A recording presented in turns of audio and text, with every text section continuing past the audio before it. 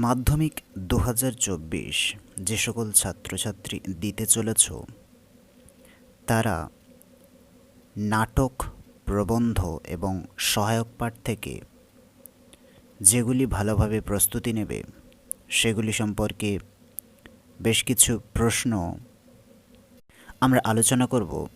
সেই প্রশ্নগুলোই দেখে গেলে আশা রাখছি সকলের সেরা নাম্বার পেয়ে তোমরাও মাধ্যমিক ২০২৪ কাঁপিয়ে দিতে পারবে। আমাদের পাঠ্য প্রবন্ধ হলো দুটি। প্রথমত হারিয়ে যাওয়া কালিকলম এবং দ্বিতীয় বাংলা ভাষায় বিজ্ঞান। এই দুটো প্রবন্ধের মধ্যে কেবল একটা থেকে খুব ভালোভাবে প্রস্তুতি নিলে আমরা কমন পেয়ে যাব। প্রবন্ধ থেকে মান ৩-এর কোনো প্রশ্ন হয় না, শুধুমাত্র মান ৫-এর প্রশ্ন হয়। সেজন্য মান ৫-এর প্রশ্নগুলি আমাদের ভালোভাবে প্রস্তুতি নিতে হবে। তাই প্রথম প্রবন্ধ আমরা আলোচনা করব, সেটা হলো হারিয়ে যাওয়া কালিকলম।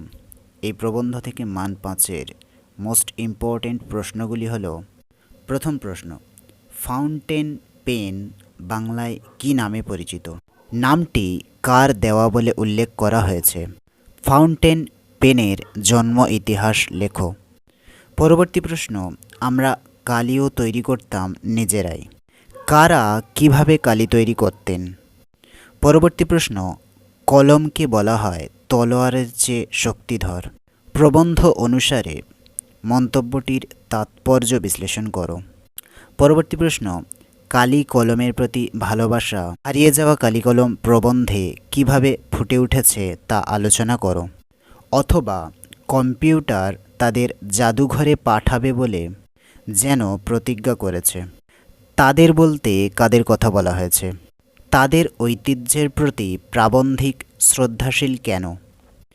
এবার আমরা জানব বাংলা ভাষায় বিজ্ঞান প্রবন্ধ থেকে মান ৫-এর মোস্ট ইম্পর্ট্যান্ট প্রশ্নগুলি সম্পর্কে। প্রথম প্রশ্ন, বাংলা ভাষায় বিজ্ঞান রচনায় প্রাবন্ধিক বাংলা ভাষায় বিজ্ঞান চর্চার ক্ষেত্রে যেসব অসুবিধার কথা বলেছেন তা আলোচনা করো। অথবা বাংলা ভাষায় বিজ্ঞান চর্চায় এখনও নানা রকম বাধা আছে। প্রাবন্ধিক কোন ধরনের বাধার কথা বলেছেন তা পাঠ্যাংশ অবলম্বনে লেখো। পরবর্তী প্রশ্ন, যে লোক আজন্ম ইজার পরেছে তার পক্ষে হঠাৎ ধুতি পরা অভ্যাস করা একটু শক্ত। ইজার ও ধুতি বলতে কি বোঝানো হয়েছে? অভ্যাস করা একটু শক্ত বলার কারণ কি? পরবর্তী প্রশ্ন, এই দোষ থেকে মুক্ত না হলে বাংলা বৈজ্ঞানিক সাহিত্য সুপ্রতিষ্ঠিত হবে না। এই দোষ বলতে কোন দোষের কথা বলা হয়েছে? প্রাবন্ধিক এই দোষের যে ব্যাখ্যা দিয়েছেন তা আলোচনা করো।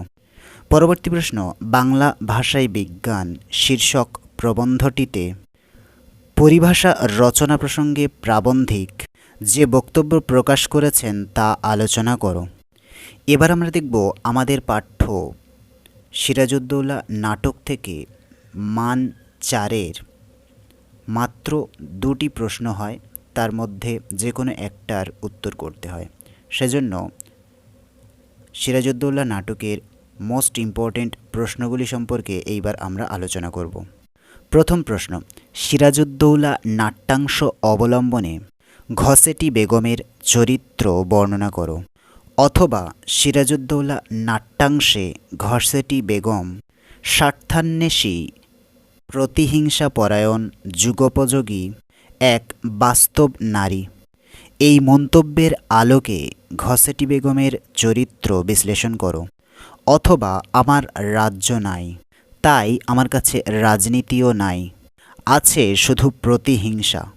উক্তিটির আলোকে বক্তার চরিত্র বিশ্লেষণ করো। অথবা ঘসেটির বন্ধন মোচন হবে, সিরাজের পতন হবে সুদিন নয়। বক্তা কে? এই বক্তব্যের মধ্যে দিয়ে বক্তার কোন মনোভাব ফুটে উঠেছে তা আলোচনা করো। পরবর্তী প্রশ্ন, আমার এই অক্ষমতার জন্য তোমরা আমাকে ক্ষমা করো। কাদের কাছে এই ক্ষমা প্রার্থনা? কেন এই ক্ষমা প্রার্থনা?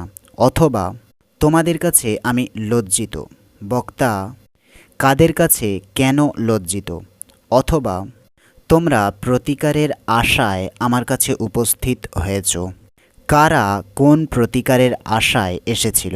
বক্তা তাদের কি সাহায্য করতে পেরেছিলেন? পরবর্তী প্রশ্ন, আজ বিচারের দিন নয়, সৌহার্দ্য স্থাপনের দিন। কে কাকে উদ্দেশ্য করে একথা বলেছেন? এই বক্তব্যের প্রাসঙ্গিকতা লেখো, অথবা অন্যায় আমিও করেছি, আপনারাও করেছেন। কে কাকে একথা বলেছেন? এই বক্তব্যের কারণ লেখো, অথবা কে বেশি অপরাধী তা তিনি নিজেই বিচার করবেন। কে কাকে একথা বলেছেন? উক্তিটির তাৎপর্য লেখো।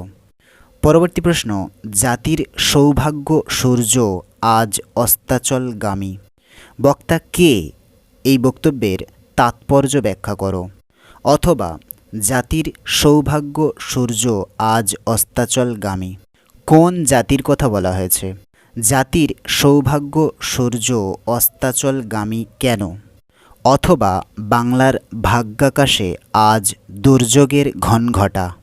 কোন কারণে বাংলার ভাগ্যাকাশে আজ দুর্যোগের ঘনঘটা নেমে এসেছিল?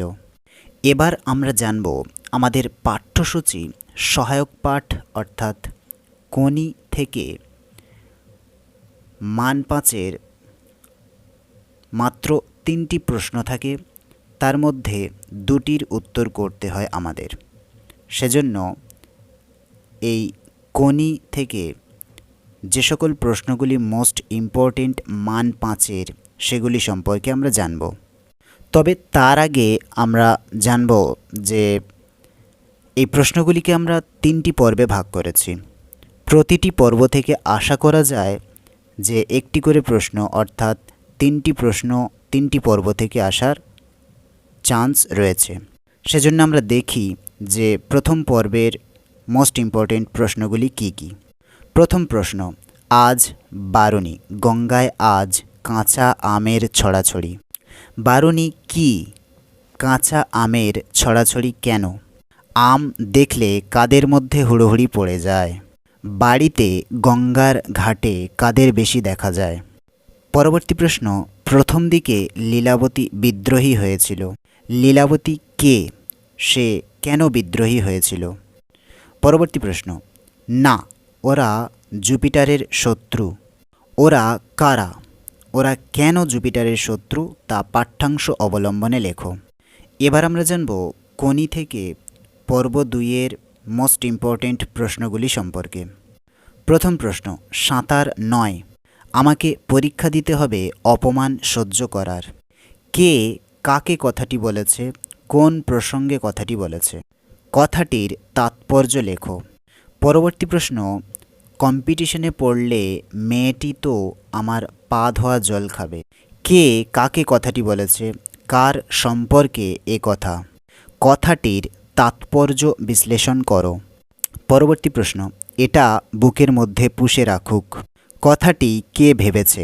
কথাটির তাৎপর্য বিশ্লেষণ করো। এবার আমরা জানব কোনি থেকে 3 নম্বর পর্বের মোস্ট ইম্পর্টেন্ট প্রশ্নগুলি সম্পর্কে। প্রথম প্রশ্ন, লীলাবতী চরিত্রটির বর্ণনা দাও। পরবর্তী প্রশ্ন, ক্ষিতীশ সিংহ চরিত্রটির বর্ণনা দাও। পরবর্তী প্রশ্ন, কোনি চরিত্রটির বিবরণ দাও।